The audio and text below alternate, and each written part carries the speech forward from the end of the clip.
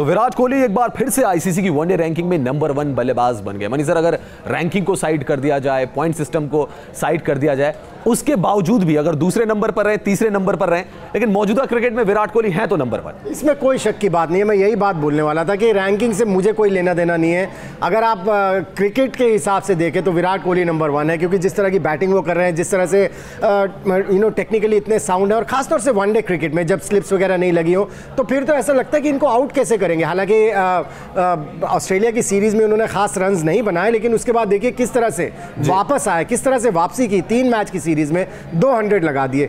सो ये विराट कोहली की खासियत है, उनका जो फोकस है, उनका जो कंसंट्रेशन लेवल है, मुझे लगता है दुनिया में सबसे हाई है और वाकई नंबर 1 के काबिल जी। और ये जो रेस है मनी सर, ये भी एक इंटरेस्टिंग रेस है जिसमें एबी डिविलियर्स जैसा बल्लेबाज है, जिसमें विराट कोहली जैसा बल्लेबाज है। दोनों एक टीम के लिए भी आईपीएल में खेलते हुए नजर आते हैं, और यहां पर ये कंपटीशन फैंस के लिए भी एंटरटेनिंग है।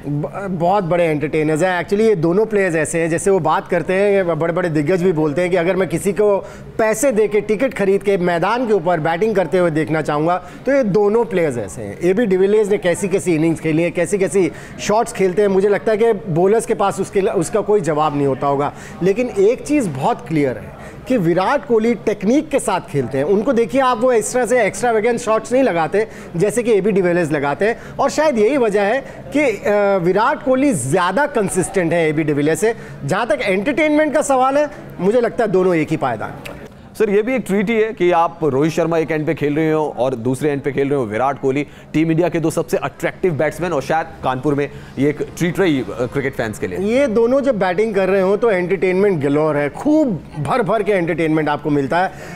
कैप्टन और वाइस कैप्टन इंडियन टीम के, लेकिन कैप्टन अपनी जिम्मेदारी को समझते हैं, कैप्टन बहुत ज़्यादा फोकस करते हैं और मेंटल होमवर्क करके आते हैं। उनको पता है कि इस तरह की पिच के ऊपर, किस तरह की पिच के ऊपर कैसे बैटिंग करनी है।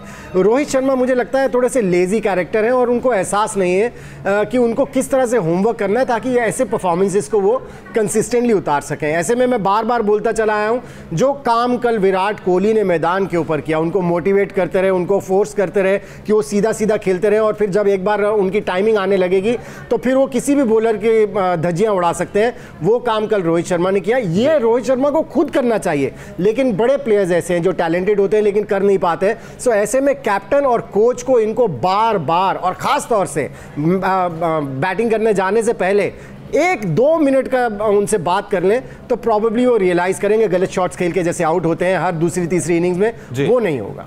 कई बार सर आपको मैदान में अनुभव भी चाहिए होता है, और ये जरूरी नहीं है कि आपका विकेट कीपर सबसे एक्यूरेट हो, लेकिन उसकी थिंकिंग क्या है, प्रेजेंस ऑफ माइंड क्या है, वो शायद आपको चाहिए होता है, जो कि मैदान में धोनी ने दिखाया।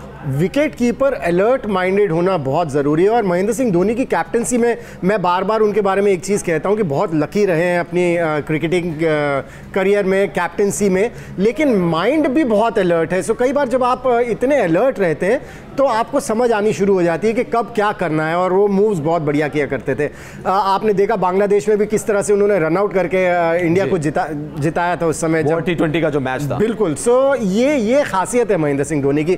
महेंद्र सिंह धोनी का अनुभव और उनका जो माइंड अलर्टनेस है, ये अभी भी काफ़ी कुछ दे सकता है इंडियन क्रिकेट को, और इसमें बिल्कुल आपने सही कहा, इसमें कोई शक की बात नहीं है कि एज अ विकेट कीपर उनका कोई जोड़ नहीं है इस समय। अगर बैटिंग में थोड़ा सा उनको ऊपर भेजना शुरू कर दें, रन्स आने शुरू हो जाए उनके बैट से, तो बोनस हो जाएगा बहुत बड़ा। मनी सर, जब ये मैच चल रहा था और टॉम लैथम जिस तरीके से बल्लेबाजी कर रहे थे, इस विकेट को एक तो टर्निंग पॉइंट माना जाए, दूसरी चीज ये भी महेंद्र सिंह धोनी जो कहते आए जसप्रीत बुमराह को कि मैं तुम्हें भागने के लिए कह रहा था और आपने डायरेक्ट हिट कर दिया। देखिए उस समय आप कुछ भी कहते रहे किसी खिलाड़ी को, लेकिन हीट ऑफ द मोमेंट में आप किस तरह के डिसीजंस लेते हैं ये खिलाड़ी के ऊपर ही डिपेंड करता है। और बुमराह को उस समय लगा कि मैं हिट कर दूं, क्योंकि उनको पता नहीं होगा लेथम कहाँ थे उस समय, और उनको जो कॉन्फिडेंस आया उस समय, जो सोच आई, उन्होंने वो किया, सक्सेसफुल हो गया। ये आई थिंक इंडिया के लिए बहुत बढ़िया हुआ, और वो वाकई टर्निंग पॉइंट था, क्योंकि लेथम जिस तरह से बैटिंग कर रहे हैं, मुझे तो डर लग रहा था बीच में कि ये मैच निकाल के ले जाए। जी हाँ, मैच निकल भी सकता था भारत के हाथों से, लेकिन अच्छा कमबैक और अच्छा टर्निंग पॉइंट वहां पे भारत के लिए रहा। लेकिन बात भारत के पूर्व विस्फोटक बल्लेबाज वीरेंद्र सहवाग की भी करते हैं, जिनके नाम से फिरोजशाह कोटला में गेट तैयार हो चुका है। मनी सर, आप भी दिल्ली के लिए क्रिकेट खेले और दिल्ली के लिए सहवाग ने क्रिकेट खेली, इंडिया के लिए फर्स्ट ट्रिपल सेंचुरी मारी, अब उनके नाम पे गेट बनने जा रहा है, तो इस सम्मान को आप कैसे देख रहे हैं? देखिए, डिजर्व करते हैं जिस तरह की क्रिकेट उन्होंने खेली है, जिस तरह का नाम किया है दिल्ली क्रिकेट का। हालांकि दिल्ली के लिए ज़्यादा नहीं खेल पाए क्योंकि इंटरनेशनल क्रिकेट ज़्यादा खेल रहे थे, लेकिन दिल्ली के खिलाड़ी हैं और इस तरह से इज्जत मिल रही है दिल्ली के क्रिकेटर्स को DDCA में। मुझे बहुत खुशी हो रही है क्योंकि हम भी काफ़ी क्रिकेट खेले हैं दिल्ली के लिए, इंटरनेशनल क्रिकेट भी खेले हैं, लेकिन क्रिकेटर्स को कभी इज्जत नहीं मिली। लेकिन पिछले साल से जब से लोधा कमेटी आई है, मुदगल साहब हेड बने, अब जस्टिस सेन हेड बने हैं, तो क्रिकेटर्स को रिस्पेक्ट मिलनी शुरू हुई है, जो कि बहुत वेलकम चेंज है।